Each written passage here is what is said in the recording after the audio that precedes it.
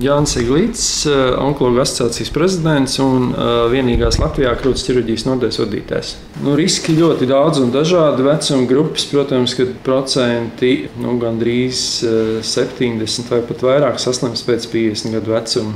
Jāsaka, ka šajā sakarā valstī ir agrīnas atklāšanas šī programma mamogrāfiskais skrīnings, kurā iesaistītas sievietes no 50 līdz 69 gadiem, kuras reiz 2 gados tiek uzaicinātas uz šo izmeklējumu. Faktiski, ja viņas būtu pietiekami aktīvas un atcerētos par to, tad šīs skrīninga programmas ietvaros mēs varētu atklāt ap 400-500 jaunus krūtsvēža gadījumus ik gadu, kuri varētu būt agrīnā stadijā un tādā veidā jau garantējot šo izārstēšanos. Vēl par šiem iespējamiem riska faktoriem.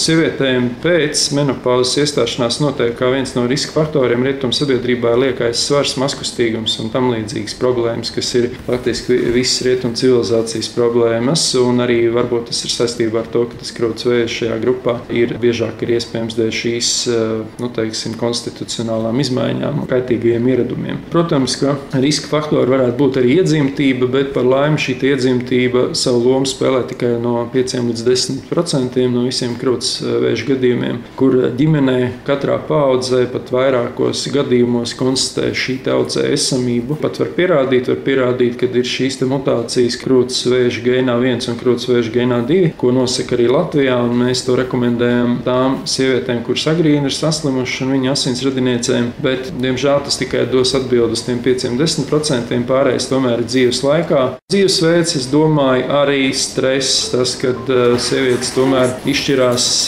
par vēlām bērnu dzemdībām, un tad vairs nav retums, ka pēc 40 gadiem ir šīs pirmās grūtniecības vai kāda no grūtniecības, kad jau faktiski krūtdziedzers zināmā mērā gatavojās pensijai, un tad viss atkal sākās no jauna.